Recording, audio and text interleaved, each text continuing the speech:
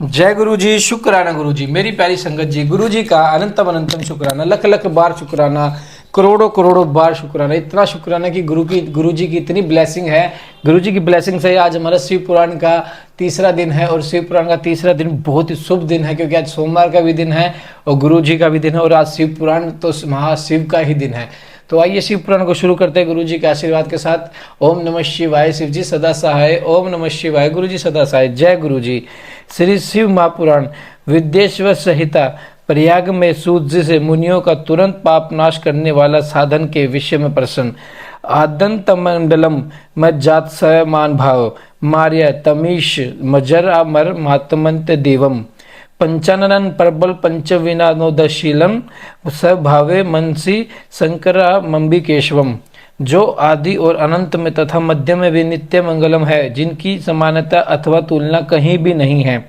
जो आत्मा के स्वरूप को प्रकाशित करने वाला देवता परमात्मा, जिनके 5 मुख हैं और जो खेल ही खेल में अनायास जगत की रचना पालन और संसार तथा अनुग्रह एवं तिरोम्ब रूप 5 प्रबल कर्म करते रहते हैं, उन सर्वश्रेष्ठ अजर अमर ईश्वर अंबिकापति भगवान शंकर का मैं मनी मन चिंतन करता हूँ।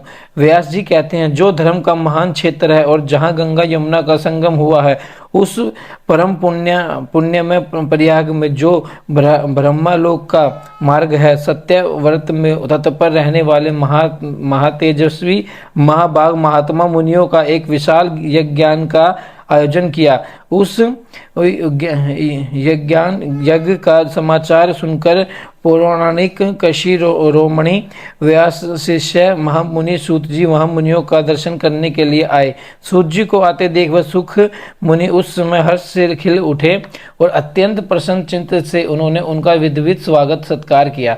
तत्पश्चात उन प्रसन्न महात्माओं ने उनकी विधित स्तुति करके विनय पूर्वक हाथ जोड़कर उनसे प्रश्न कहा, सर्वज्ञान विद्वान रोम हर्षण जी, आपका भाग्य बड़ा भारी है, जिससे इसी से आपने व्यास जी के मुख से अपनी प्रसन्नता के लिए ही संपूर्ण पुराण विद्या प्राप्त की। इसके लिए आप आश्चर्य स्वरूप कथाओं के भंडार हैं। ठीक उसी तरह जैसे रत्नाकर समुद्र बड़े बड़े सारभूत रत्नों का आगार है, तीनों लोकों में भूत वर्तमान और भविष्य तथा और भी जो कोई वस्तु है वह आपसे अज्ञात नहीं है। आप हमारे सौभाग्य से इस यज्ञ का वर्णन करने के लिए यहाँ पधार गए हैं और इसी वजह से हमारा कुछ कल्याण करने वाले हैं, क्योंकि आपका आगमन निरर्थक नहीं हो सकता। हमने पहले भी आपसे शुभ तत्व का पूरा वर्णन सुना है, किंतु उससे तृप्ति नहीं होती, हमें उसे सुनने की बारंबार इच्छा होती है। उत्तम बुद्धि वाले सूत जी, उस समय हमें एक ही बात सुननी है। यदि आपका अनुग्रह हो तो गोपनीय होने पर भी आप उसका विषय का वर्णन करें। दौर कलयुग में आने पर मनुष्य पुण्य कर्मों से दूर रहेंगे, दुराचार में फंसे जाएंगे और सब के सब सत्य भाषण से मुंह फेर लेंगे, दूसरों की निंदा में तत्पर होंगे, पराय धन को हड़प लेने की इच्छा करेंगे, उनका मन पराई स्त्रियों में आस्तवक होगा तथा वे दूसरे प्राणियों की हिंसा किया करेंगे, अपने शरीर को ही आत्मा समझेंगे, मूढ़ नास्तिक और पशु बुद्धि रखने वाले होंगे, माता पिता से दोष रखेंगे, ब्राह्मण लोक रूपी ग्राहकों के ग्रास बन जाएंगे, वेद बेचकर जीविका चलाएंगे, धन का उपार्जन करने के लिए ही विद्या का अभ्यास करेंगे और मध्य से मोहित रहेंगे।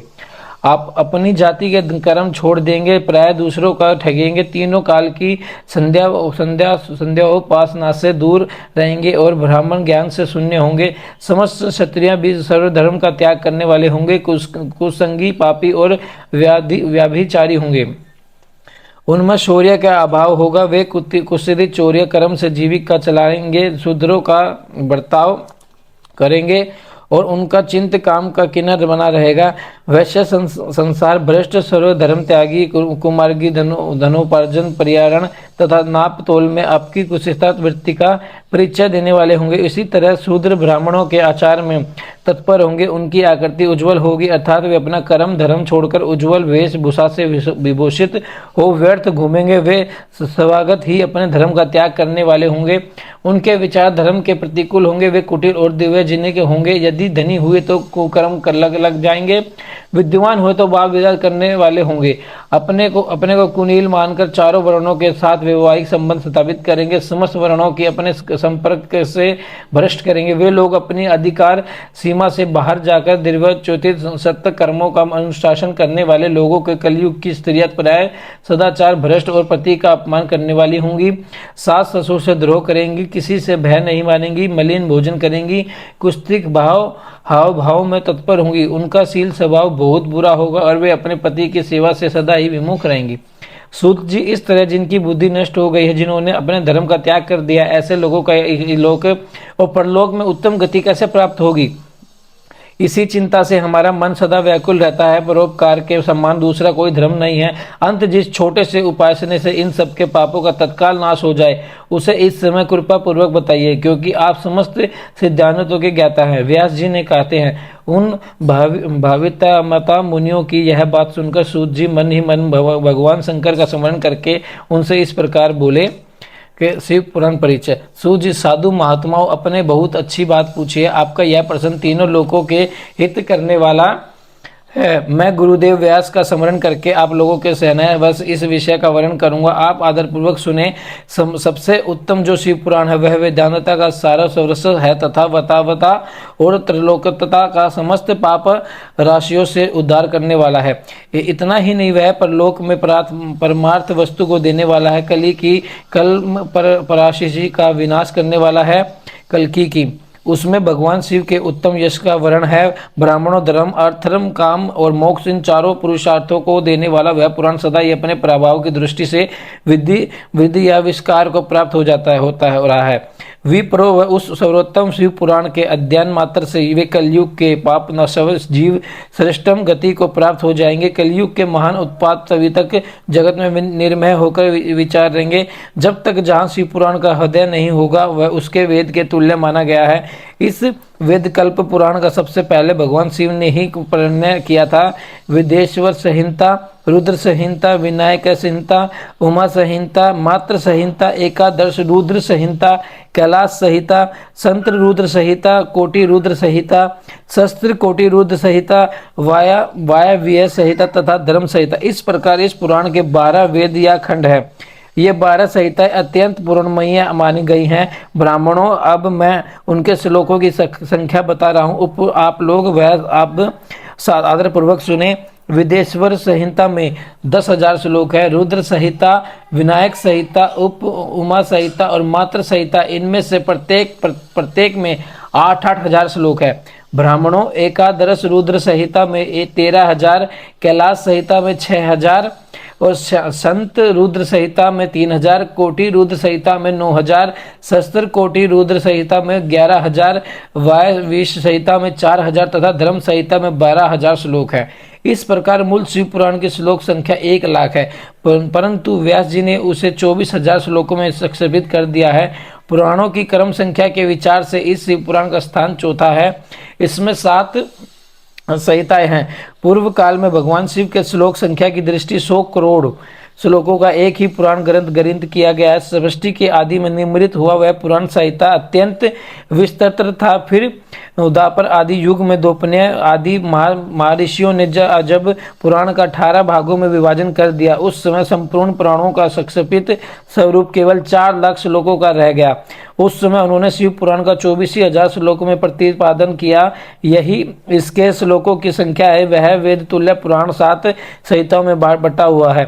इसकी पहली संहिता का नाम विदेश्वर संहिता है, दूसरी रुद्र संहिता समझनी चाहिए, तीसरी का नाम संत रुद्र संहिता, चौथी का कोटि रुद्र संहिता, पांचवी का उमा संहिता, छठी का कैलाश संहिता और सातवीं का नाम वायव्य संहिता।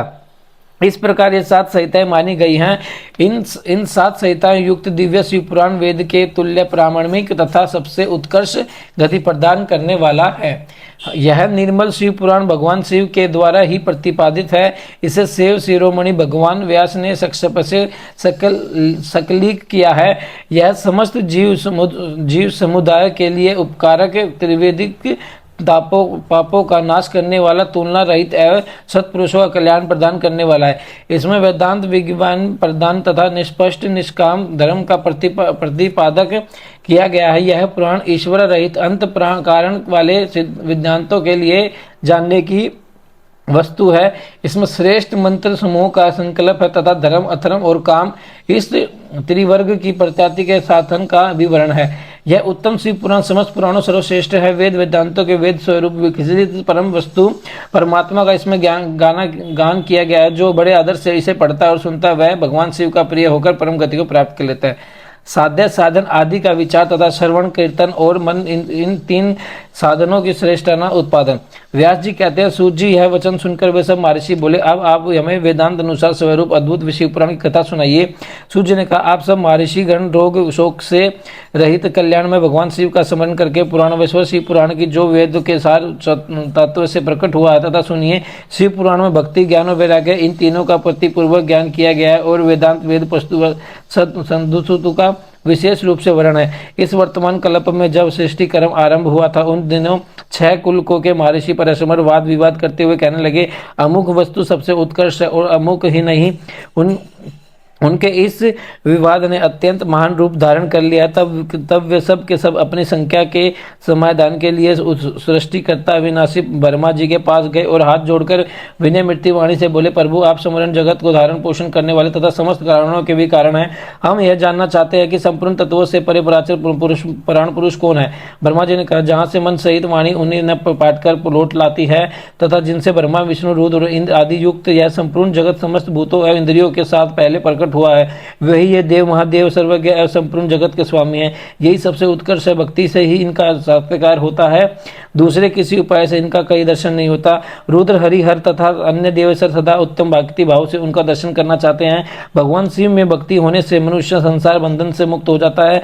देवताओं के कृपा प्रसाद से उनमें भक्ति होती है और भक्ति भाव से देवता का कृपा प्रसाद प्राप्त होता है। ठीक उसी तरह जैसे जहाँ अंकुर से बीज और बीज से अंकुर पैदा होता है, इसलिए तुम सब ब्रह्मा श्री भगवान शंकर का कृपा प्रसाद प्राप्त करके लिए भूतल पर जाकर वहां शस्त्रों का वर्षों तक चालू रहने वाला एक विशाल यज्ञ का आयोजन करो। इन यद्यपि भगवान शिव की कृपा से वेदों का विधान के सारा भूत असाध्य साधन का यागान होता है।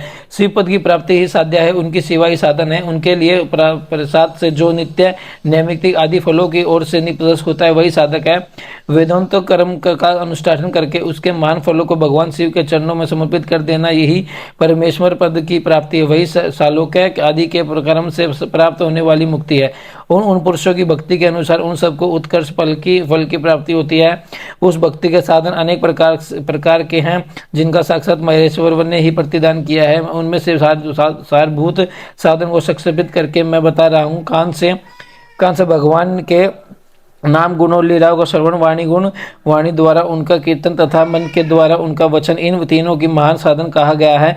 तथ्य यह है कि महेश्वर का श्रवण कीर्तन और मनन करना चाहिए। तह श्रुति का वाक्य हम सबके लिए प्राणभूत है। इसी साधन से संपूर्ण मनोरंजन की सिद्धि लगे हुए आप लोग परम साधन को प्राप्त हो। लोग प्रत्यक्ष वस्तुओं को आंख से देखकर उसमें प्रत्येक होते हैं, परंतु जिस वस्तु का कहीं भी प्रत्यक्ष दर्शन नहीं होता उसे श्रवण ने धैर्य द्वारा जान सुनकर मनुष्य उसकी प्राप्ति के लिए चेष्टा करता है। अंत पहला साधन श्रवण ही है, उसके द्वारा गुरु के मुख से तत्व को सुनकर श्रेष्ठ बुद्धि वाला विद्वान पुरुष अन्य साधन कीर्तन एवं मन की सिद्धि करे।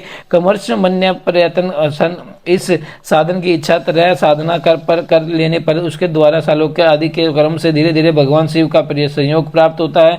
पहले सारे अंगों के रोग नष्ट हो जाते हैं, फिर सब प्रकार का लैंगिक आनंद भी विलीन होता जाता है। भगवान शंकर की पूजा, उनके नामों के जप तथा अनेक गुण रूप विशाल और नामों का युक्ति पारायण जिनके द्वारा हो निरंतर परिशोधन या चिंतन होता है उसी को मनन कहा गया है। वह महेश्वरी की कृपा दृष्टि से उपलब्ध होता है। उसे समस्त श्रेष्ठ साधनों में प्रदान या प्रमुख कहा गया है। सूत जी कहते हैं, मुनीश्वरों, इस साधन का महात्म्य बताने के प्रशंस में मैं आप लोगों के लिए एक प्राचीन वर्तना का वर्णन करूंगा, जिससे ध्यान देकर आप सुने। पहले की बात है, पराशर मुनि के पुत्र मेरे गुरु महाव्यास देव जी सरस्वती नदी के सुंदर तट पर तपस्या कर रहे थे। एक दिन सूर्य तुल्य तेजस्वी विमान से यात्रा करते हुए भगवान संत कुमार अक्षमत वहां आ पहुंचे। उन्होंने मेरे गुरु को कहा, वे ध्यान में मगन थे। उससे जगने पर उन्होंने ब्रह्मपुत्र संत कुमार जी को अपने सामने उपस्थित देखा। देखकर वे बड़े वेग से उठे और उनके चरणों में प्रणाम करके मुनि को उन्हें आदर दिया और देवताओं के बैठने योग्य आसन भी अर्पित किया। तब प्रसन्न हुए भगवान संत कुमार जी विनीत भाव से खड़े हुए। व्यास जी ने गंभीर वाणी में बोले, मुने, तुम सत्य वस्तु का चिंतन करो। वह सत्य प्रतिपादन भगवान शिव ही हैं, जो तुम्हारे साक्षात्कार के विषय होंगे। भगवान शंकर का श्रवण, कीर्तन, मनन, ये तीन महत्व साधन कहे गए हैं। ये तीनों ही वेदन सम्मत है। पूर्व काल में मैं दूसरे साधनों के संदर्भ में पढ़कर घूमता घामता मंदराचल पर जा पहुंचा और वहां तपस्या करने लगा। तदंतर महेश्वर शिव की आज्ञा से भगवान नंदीश्वर वहां आए। उनकी मुझ पर बड़ी दया थी। वे सबके साक्षी तथा शिव गणों में स्वामी भगवान नंदीश्वर से मुझे स्नेहपूर्वक मुक्ति का उत्तम साधन बताते हुए बोले, भगवान शंकर का श्रवण, कीर्तन और मनन में ये तीनों साधन वेद संपन्न हैं और मुक्ति से साक्षात कारण है। यह बात स्वयं भगवान शिव ने मुझसे कही है। अंत ब्राह्मण, तुम श्रवण ज्ञानी तीनों साधनों का ही अनुष्ठान करो। व्यास जी ने बारंबार ऐसा कहकर अनुगामियों सहित ब्रह्मपुत्र सत्य कुमार परम सुंदर ब्रह्मा धाम को चले गए। इस प्रकार पूर्व काल के इस उत्तम वर्तनात् का मैंने संक्षेप वर्णन किया। ऋषि बोले, सूत जी, श्रवणादि तीन साधनों का आपने मुक्ति का उपाय बताया है, किंतु जो श्रवण आदि तीनों साधन में असमर्थ हो, वह मनुष्य किस उपाय का अवलंबन करके मुक्त हो सकता है? किस साधन भूत कर्म के द्वारा अपने चैतन्य की मोक्ष मिल सकता है? भगवान शिव के लिंग और साकार विग्रह की पूजा के रहस्य तथा महत्व का वर्णन। सूत जी कहते हैं, सोनक जी, जो श्रवण, कीर्तन और मनन इन तीनों साधनों के अनुष्ठानों में समर्थ न हो, वह भगवान शंकर के लिंग एवं मूर्ति का स्थापना करके नित्य उसकी पूजा करे, जो संसार सागर से पार हो सकता है। वचना अथवा छल अपनी शक्तियों के अनुसार धनराशि ले जाएंगे और उससे शिवलिंग अथवा शिव मूर्ति की सेवा के लिए प्रेरित कर देंगे। साथ ही निरंतर उस लिंग एवं मूर्ति की पूजा भी करेंगे। उसके लिए भक्ति भाव से मंडप, गोपचर, तीर्थ मंडप एवं क्षेत्र की स्थापना करें तथा उत्सव चर्चाएं, वस्त्र, दंत पुष्प, धूप, दीप तथा पुआ और शाक आदि व्यंजनों से युक्त भांति भांति के भक्ष्य भोजन अनन्य नैवेद्य के रूप में समर्पित करें। छत्र, ध्वजा, व्यंजन, चामर तथा अनंत अंगों सहित राज्य परोपकार की भांति एवं सामान भगवान शिव के लिंग एवं मूर्ति के चढ़ाए। प्रदक्षिणा, नमस्कार तथा यशाशक्ति जाप करे। आवास ने लेकर विष जनन के सारा कार्य प्रतिदिन भक्ति भाव से संपन्न करे। इस प्रकार शिवलिंग तथा शिव मूर्तियों में भगवान शंकर जी की पूजा करने वाले पुरुष श्रवणादि साधन को अनुष्ठान न करे तो वह भी भगवान शिव की प्रसन्नता की सिद्धि प्राप्त कर लेता है। पहले के बहुत से महात्मा पुरुष लिंग तथा शिव मूर्ति की पूजा करने मात्र से ही भवबंधन से मुक्त हो चुके हैं। ऋषियों ने पूछा, मूर्तियों में ही सर्वत्र देवताओं की पूजा होती है, लिंग में नहीं, परंतु भगवान शिव की पूजा सब जगह मूर्तियों और लिंग में ही भी क्यों की जाती है?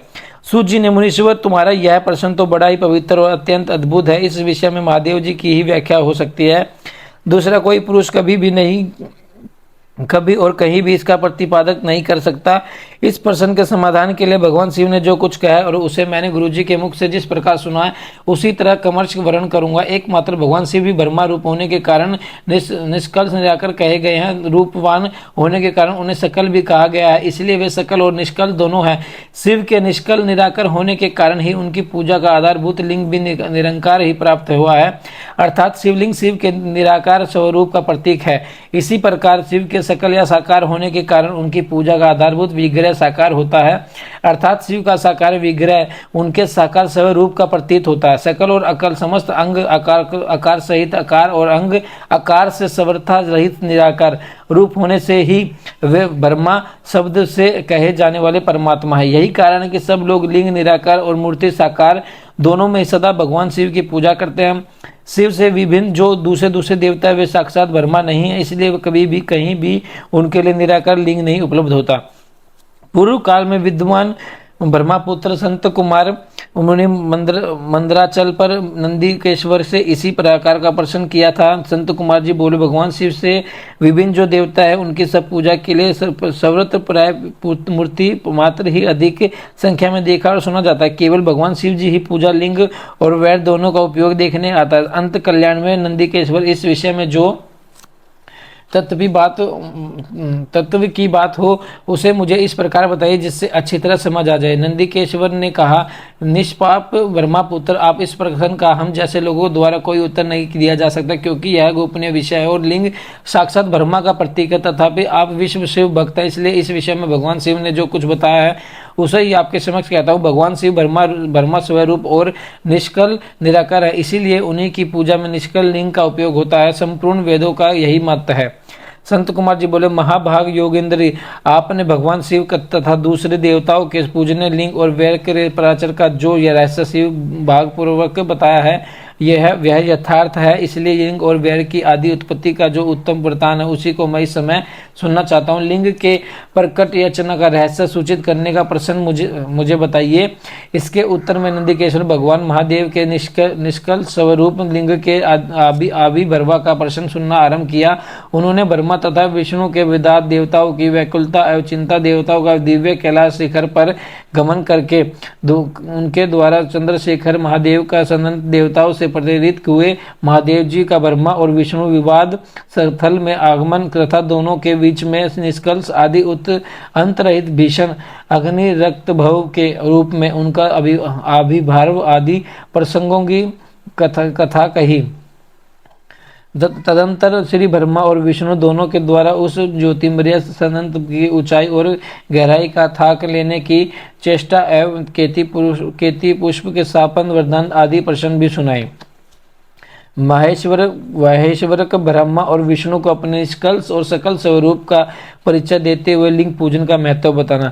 नंदीकेश्वर जी कहते हैं, तदनुसार वे दोनों ब्रह्मा और विष्णु भगवान शंकर को प्रणाम करके दोनों हाथ जोड़कर उनके दाएं बाएं भाग में चुपचाप खड़े हो गए। फिर उन्होंने वहां साक्षात प्रकट पूजनीय महादेव जी को श्रेष्ठ आसन पर स्थापित करके पवित्र पुरुष वस्तुओं द्वारा उनका पूजन किया। दीर्घ काल तक अविकृत भाव से शुद्धिकर रहने वाली वस्तुओं का पुरुष वस्तु कहते हैं और अल्प काल तक ही टिकने वाली क्षण भंगुर वस्तुएं प्रकृत वस्तु कहलाती हैं। इस प्रकार वस्तु के ये दो भेद जानने चाहिए। किन पुरुष वस्तुओं उन्होंने भगवान शिव जी का पूजन किया यह बताया जाता है। हार, नूपुर, कैयूर, क्रिकेट, मणिमय, कुंडल, यज्ञोपवीत, उत्तरीय वस्त्र, पुष्प माला, रेशमी वस्त्र, हार, मुद्रिका, पुष्प, तांबूल, कपूर, चंदन एवं अंगुरु का अनुलेप, धूप, दीप, सर्वछत्र, व्यंजन, ध्वजा, चवर तथा अन्य में दिव्य उपहारों द्वारा जिनका वर्णन वाणी और मन की पहुंचा से परे था, जो केवल पशुपति के ही योग्य थे और जिन्हें पशु बद्ध जीव कथापति नहीं पा सकते थे। उन दोनों ने अपने स्वामी महेश्वर का पूजन किया। सबसे पहले वहां ब्रह्मा और विष्णु भगवान शंकर की पूजा की। इससे प्रसन्न हो भक्ति पूर्वक भगवान शिव ने कहा, नर्म भाव से खड़े हुए उन दोनों देवताओं से मुस्कुराकर कहा, महेश्वर बोले, पुत्रों, आज का दिन एक महान दिन है। इसमें तुम्हारे द्वारा जो आज मेरी पूजा हुई है इसमें मैं तुम लोगों पर बहुत प्रसन्न हूँ। इसी कारण यह दिन परम पवित्र और महान से महान होगा। आज की अतिथि शिवरात्रि के नाम से विख्यात होकर मेरे लिए परम प्रिय होगी। इसके समय में जो मेरे लिंग निष्कल अंग आकर्षित रहित निराकार स्वरूप से प्रतीक हैं, सकल साकार रूप के प्रतीक विग्रह की पूजा करेंगे, वह पुरुष जगत की सृष्टि और पालना आदि कार्य भी कर सकता है। जो शिवरात्रि को दिन रात निहाकर एवं जितेंद्रिय सहकर अपनी शक्ति के अनुसार निश्चय भाव से मेरी यथोचित पूजा करेगा, उसको मिलने वाला फल का वर्णन सुनो। एक वर्ष तक निरंतर मेरी पूजा करने पर जो फल मिलता है वह सारा फल केवल शिवरात्रि को मेरा पूजन करने से मनुष्य तत्काल प्राप्त कर लेता है। जैसे पूर्ण चंद्रमा का हृदय समुद्र की वृद्धि का अवसर है, उसी प्रकार वह शिवरात्रि तिथि मेरे धर्म की वृद्धि का समय है। उस तिथि में मेरी स्थापना आदि का मंगलमय उत्सव होना चाहिए। पहले मैं जब ज्योतिर्मय स्तंभ रूप से प्रकट हुआ। वह समय मार्गशीर्ण मार्ग में आदर्शा नक्षत्र से युक्त पूर्णमासी या प्रतिपदा है। जो पुरुष मार्गशीर्ण मास में आदर्शा नक्षत्र होने पर पार्वती सहित मेरा दर्शन करता है अथवा मेरी मूर्ति या लिंग की ही झांकी करता है, मेरे लिए कीर्ति के गए से भी अधिक प्रिय है। उस शुभ दिन को मेरे दर्शन मात्र से पूरा फल प्राप्त होता है। यदि दर्शन के साथ साथ मेरा पूजन भी किया जाए तो इसका इतना अधिक फल प्राप्त होता है कि उसका वाणी द्वारा वर्णन नहीं हो सकता। वहां पर मैं लिंग स्वरूप में प्रकट होकर बहुत बड़ा हो गया था। अंत उस लिंग के कारण यह भूतल लिंग स्थान के नाम से प्रसिद्ध हुआ। जगत के लोग इसका दर्शन और पूजन कर सके इसलिए इसके लिए यह अनंत की और अनंत ज्योति स्तंभ अथवा ज्योतिमय लिंग अत्यंत छोटा हो जाएगा। यह लिंग सब प्रकार के भोग सुलभ कराने वाला तथा भोग और मोक्ष का एकमात्र साधन है। इसका दर्शन स्पर्श और ध्यान किया जाए तो यह प्राणियों के जन्म और मृत्यु के कष्ट से छुड़ाने वाला है। अग्नि के पहाड़ जैसा जो यह शिवलिंग यहाँ प्रकट हुआ है, इससे कारण यह स्थान अरुणाचल नाम से प्रसिद्ध होगा। यहाँ अनेक प्रकार के बड़े बड़े तीर्थ प्रकट होंगे। इसके स्थान में निवास करने या मरने से जीव का मोक्षात हो जाएगा। मेरे दो रूप है, सकल और निष्कल्ष। दूसरे किसी के मेरे ऐसे रूप नहीं है। पहले मैं स्तंभ रूप से प्रकट हुआ, फिर मेरे साक्षात रूप से ब्रह्मा भाव मेरा निष्कल्ष रूप है और माहेश्वर भाव सकल रूप, ये दोनों भी मेरे ही सिद्ध हैं। मैं ही परम ब्रह्मा परमात्मा हूँ। कल युक्त और अकल मेरे ही स्वरूप हैं। ब्रह्मा रूप होने के कारण मैं ईश्वर भी हूँ। जीवों पर अनुग्रह आदि करना मेरा कार्य है। ब्रह्मा और केशव मैं सबसे बृहत और जगत की बुद्धि करने वाला होने के कारण ब्रह्मा कहलाता हूँ। सर्वत्र सम रूप से स्थित और व्यापक होने से ही मैं सबका आत्मा हूँ। स्वर्ग से लेकर अनुग्रह तक आत्मा या ईश्वर से विभिन्न जो जगत संबंधी 5 कर्त हैं वे सदा मेरे ही है। मेरे अतिरिक्त दूसरे किसी के नहीं है, क्योंकि मैं ही सबका ईश्वर हूँ। पहले मेरी ब्रह्मा रूप का बोध कराने के लिए निष्कल्ष लिंग प्रकट हुआ, फिर अज्ञात ईश्वर वक्ता का साक्षात्कार कराने के लिए निमित्त में साक्षात जगदीश्वर ही सकल रूप में तत्काल प्रकट हो गया। अंत मुझ में जो ईश्वर है उसे ही मेरा सकल रूप जानना चाहिए, तथा जो यह मेरा निष्कल्ष स्तंभ है वह मेरे ब्रह्मापुत्र स्वरूप का बोध कराने वाला है। यह मेरा ही लिंग है। तुम दोनों प्रतिदिन यहाँ रहकर उसका पूजन करो। यह मेरा ही स्वरूप है और मेरे समीप ही प्राप्ति करने वाला है। लिंग और लिंगों में नित्य अभेद होने के कारण मेरे इस लिंग का महान पुरुषों को भी पूजन कराना चाहिए। मेरे एक लिंग की स्थापना करने का यह फल बताया गया है कि उपासकों को मेरी समानता की प्राप्ति हो जाती है। यदि एक एक के बाद दूसरे शिवलिंग की स्थापना कर दी जाए तो तब वो उपासका को फल स्वरूप मेरे साथ एकत्र सायुज मोक्ष रूप फल प्राप्त होगा। प्रार्थनाता शिवलिंग की स्थापना करनी चाहिए। मूर्ति की स्थापना उसकी अपेक्षा गौण कर्म है। शिवलिंग के अभाव में अब और सवेर मूर्ति युक्त होने पर भी वह स्थान क्षेत्र नहीं कहलाता। जय गुरु जी, शुक्राना गुरु जी। आज के लिए संगत जी इतना ही। आगे कल हम पढ़ेंगे 5 कृत्यों का प्रतिपादन, प्रणव एवं पक्षात्र मंत्र, किसी मेहता ब्रह्मा विष्णु द्वारा भगवान शिव को स्तुति तथा उनका अंतर्धान। जय गुरु जी, शुक्राना गुरु जी। संगत जी आप चैनल को सब्सक्राइब कीजिए और शिव पुराण कथा को शुरू से लेकर एंड तक जरूर सुनिए, अपने घर में चलाइए ताकि आपका कल्याण हो सके, क्योंकि गुरु जी की आज्ञा से ही हो रहा है जो हमारे इतने प्यारे ब्लेस चैनल संगत परिवार में शेयर हो रही है। जय गुरु जी, शुक्राना गुरु जी।